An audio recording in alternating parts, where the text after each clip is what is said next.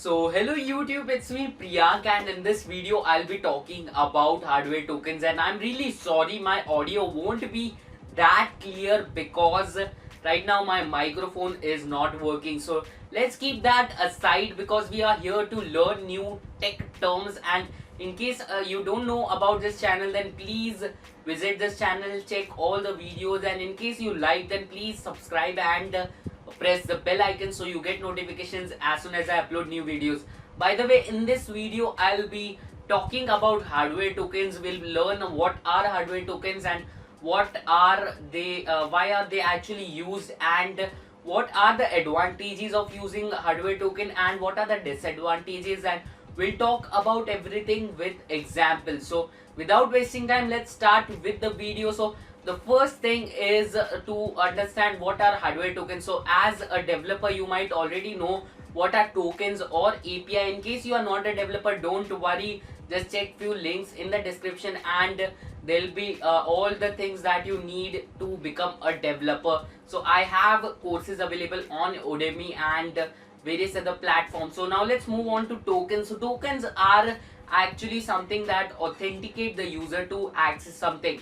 So let's take an example and try to learn what are tokens. So for example, if in virtual world, if I enter my username or my Gmail email ID and my password, I will be authenticated, or in other words, I will be given a token, a access token to my Gmail account. So basically I will be allowed to go into my Gmail account to access the Gmail account and stuff like that.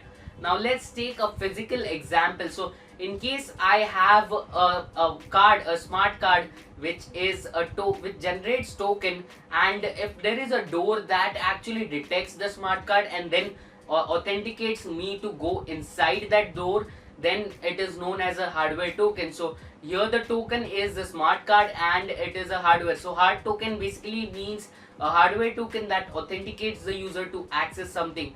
Now let's take some disadvantages of using hardware token. So for example, in our college we have this kind of smart card available wherein we can use the smart card to actually mark ourselves present in a particular lecture, and then attendance is counted according to the digital attendance available. Now over here the disadvantage is we students actually give a card to a particular person who goes into the lecture and marks attendance of like 4 or 5 people, and proxy attendance is done using that kind of a thing. So we usually give the card to someone else who marks the attendance on my behalf or on someone else's behalf. So actually this thing is not that foolproof, and thus in hospitals and even in some companies there are meeting rooms wherein you also require a fingerprint or an eye scan besides the smart card. So once you have used your smart card, you actually have to put your fingerprint or your thumb over there and it will authenticate you, and then the doors will be open. So this kind of techniques are used, and now these are the disadvantages and advantages. We if we talk about the physical world, we have this kind of smart cards, but now let's talk about virtual world since we are digital. So what happens in virtual world is there are tools like Fido F2O or UTF. You can just Google them, or Neo pen drives, which allow you to generate hardware tokens for your account. So now let's take an example. This is quite confusing, right? So usually if you have a Gmail account or a Facebook account, you enter your email ID and password. So that's all security that you have in usual case. But in case you are our subscriber, then you are smart enough to have a key as in a pen drive which you can attach to authenticate yourself. So besides using your password, you can also use your OTP, that is two-step authentication. Besides that, you can actually use your password and a pen drive which is attached to the system where you are logged in, and you can authenticate.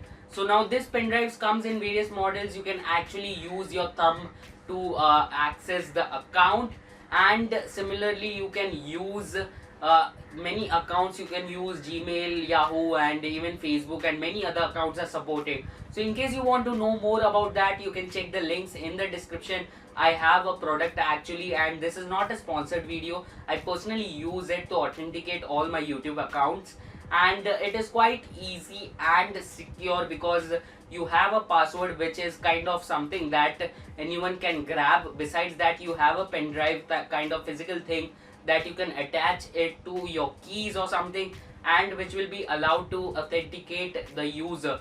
You can go some steps ahead and use a model which contains a fingerprint scanner, and you can use that. So I guess that's all for this video. I've explained hardware tokens in this video, and in case you want a term that is to be cleared, then please install our application and visit our website, fill in a form, and I'll explain you the term in my next video. So again, it's me DigitalGada signing off. Thanks for watching, guys. Please hit the subscribe button and press the bell button so you get notifications.